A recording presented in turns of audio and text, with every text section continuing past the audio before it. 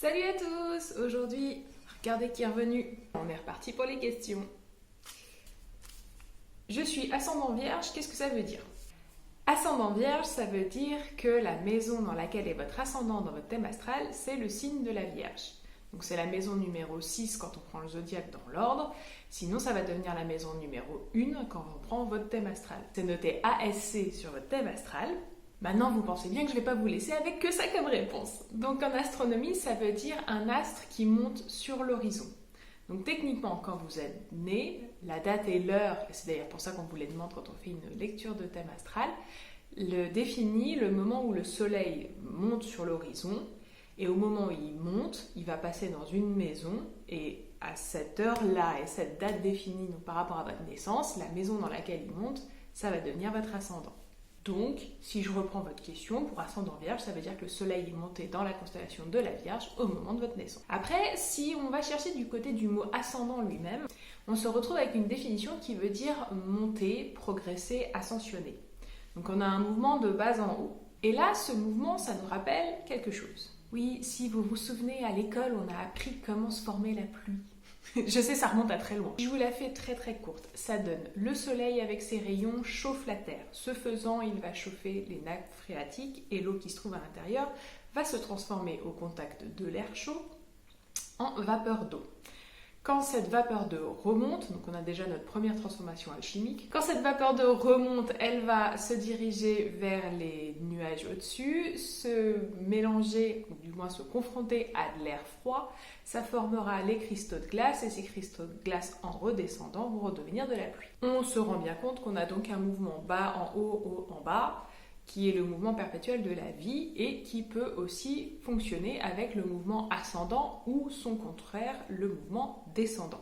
Mais ascendant en français, ça veut aussi dire avoir du pouvoir, de l'influence sur quelqu'un grâce à une position hiérarchique plus forte ou un statut social plus haut ou tout bêtement parce qu'on a une position de pouvoir par rapport à la personne. Et là, ça devient très intéressant parce que l'ascendant en astrologie, il est souvent considéré comme la personnalité. En fait, on fait une distinction entre le signe solaire qui serait l'âme, la vraie personne, le vrai soi, et l'ascendant qui serait la définition de la personnalité. Donc tout ce qui va faire les caractéristiques de la personne, qu'elle soit physique, morale, mentale. Et donc on se rend compte que l'ascendant est effectivement ce qui prend le pas sur. On peut se voir comme une feuille presque blanche en arrivant. Les expériences que l'on va vivre vont prendre le pas sur ce que vous étiez au départ. Ça vous forme. Et vous faites des choix au fur et à mesure de votre vie par rapport à ça. Donc l'ascendant prend bien de l'influence sur qui vous êtes réellement. Donc, si je reprends la question de départ et que vous êtes ascendant vierge, ça veut dire que votre personnalité, les caractéristiques physiques, d'apparence, vos questions morales, vos opinions, etc. vont être liées à la constellation de la Vierge. Dernière petite chose, l'ascendant traduit aussi un lien générationnel. C'est ainsi qu'on peut remarquer que certaines expériences ou certains traumas se passent de génération en génération. On peut donc se demander si l'ascendant englobe ses particularités directement dans la constellation zodiacale dans laquelle il apparaît, ou si inversement, c'est la constellation qui influe sur notre personnalité elle-même. Mais là, ça ferait 4 heures de vidéo, donc on va passer à la deuxième question. Alors, question 2. Quelle est la différence entre astronomie, astrologie, tarot et horoscope? C'est vrai que dans l'époque actuelle, tout est séparé et avec des étiquettes peu glorieuses. Donc si je résume rapidement, ça nous donne l'astronomie est une science, l'astrologie, on ne sait pas trop ce que c'est, le tarot c'est de la voyance et l'horoscope c'est un attrape-nigo. Certes, c'est une opinion valide, mais on peut peut-être pousser un petit peu plus loin. Donc si on remonte à l'époque babylonienne, on trouve les premières traces physiques, on va dire, de l'astrologie. On pense quand même qu'elle date de plus loin que ça. À cette époque-là, l'attrait pour cette science est assez simple, puisque la plus grande partie observable pour un humain, c'était le ciel. Cette science est détenue à l'époque par des prêtres et des gens qui sont proches du souverain. Bizarrement, et ça change pas, quand on parle des mystères de l'univers, on enveloppe cette science de mystère. Sinon, c'est pas drôle. Et ainsi, elle est perpétuée via ce qu'on pourrait appeler les écoles des initiés ou les écoles du mystère. C'est avec les Grecs, et notamment Ptolémée, vers l'an 100 avant Jésus-Christ, qu'une scission Église et État, si je puis dire, va se former. En effet, l'astrologie est extrêmement teintée des dieux de l'époque, donc sous l'époque babylonienne et après, et on va dire influencée par ça. Ptolémée, lui, il a voulu casser ceci et rendre la chose plus terre à terre, voire mathématique.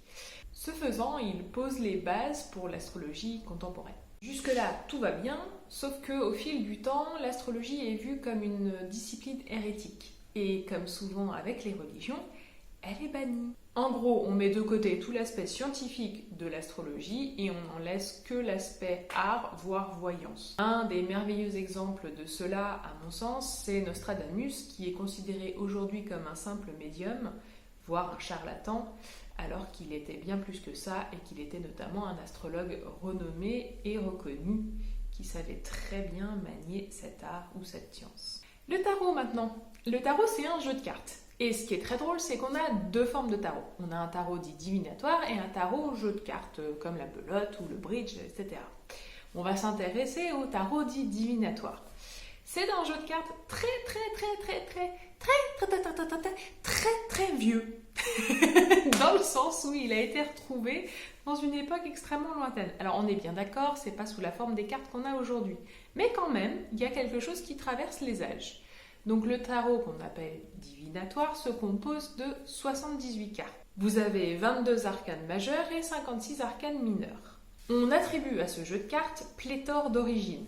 Un coup, il est égyptien, un autre coup, il est hébreu, après, il sera chinois, il pourra être encore babylonien, peu importe, on ne sait pas exactement d'où il vient. C'est pour ça que je vous dis qu'il date d'il y a très longtemps. Et le fait est qu'on s'en sert toujours aujourd'hui. Ce qui est intéressant, c'est qu'il est utilisé de plusieurs manières. On peut l'utiliser comme un simple jeu de voyance. On peut aussi y lire des propriétés géométriques et mathématiques de l'univers. On peut aussi y lire l'histoire avec un grand H de notre civilisation. Ou enfin, on peut l'associer à l'astrologie en l'utilisant pour les maisons. On fait référence aux arcanes majeures par rapport aux chiffres des maisons. Donc, par exemple, la maison 1 serait la lame 1, le battleur. Et vous avez des correspondances au niveau des tempéraments ou de la signification de cette lame. L'horoscope, lui, est une prédiction de l'avenir fondée ou non sur l'astrologie. Donc avec cette définition-là donnée par le dictionnaire Larousse, on peut se demander si c'est pas la même chose. Effectivement, on sait tous que l'horoscope est fait en fonction des signes astrologiques. C'est même grâce à ça que vous vous y retrouvez. La personne qui va écrire les horoscopes va se baser sur ses propres ressentis vis-à-vis du moment. C'est plus chez moi une idée de voyance ou de côté médium plutôt qu'un réel travail de questionnement qui va demander une étude approfondie de la vie en général. Donc si on résume, l'astrologie et l'astronomie étaient une seule et même discipline jusqu'à ce qu'elles soient séparées par les Grecs entre autres. Le tarot est un jeu de cartes que l'on peut utiliser comme un art divinatoire ou comme aide pour l'astrologie. Et les horoscopes sont arrivés bien plus tard et sont plus une idée de voyance, voire de prédiction d'un certain futur que vous pouvez de toute façon changer à tout moment. La troisième et dernière question, mais comment est-ce qu'on peut définir un comportement vis-à-vis d'une planète ? En fait, ce qu'il faut savoir, c'est que le nom des planètes sont donnés suivant les dieux. Mais disons que par exemple, Mars, ça équivaut au dieu Mars. Jusque-là, tout le monde suit. Après, comme ça équivaut au dieu Mars, ça équivaut aussi à l'idée qu'on se fait de ce dieu-là. Et ça remonte plus loin que les Romains ou les Grecs, ça remonte à la période sumérienne. Le dieu Mars était considéré comme quelqu'un de belligérant. C'est pourquoi aujourd'hui, quand on a quelqu'un qui est bélier et qui a sa planète Mars qui est marquée, on va pouvoir dire que ce sera quelqu'un de passionné, voire de combattant, voire de têtu. Mais on est d'accord que ça, ce sont des concepts de base. Après, il faut affiner un peu plus la lecture. Mais en tout cas, pour répondre à la question, pourquoi est-ce qu'on associe des comportements aux planètes ? C'est parce que les planètes elles-mêmes sont associées aux dieux, et ces dieux ont une définition, même si ça paraît très étrange à dire, qui correspond à des comportements, à des humeurs, à des éléments même. En allant un petit peu plus loin, on peut s'intéresser à la composition organique de la planète et en déduire aussi des comportements. Par exemple, Jupiter est la plus grosse planète gazeuse de notre système solaire et les jupitériens sont considérés comme des gens qui vont s'énerver très vite et très fort, mais qui après vont tout de suite revenir à leur point zéro. On n'est d'ailleurs pas obligé de rester en Europe.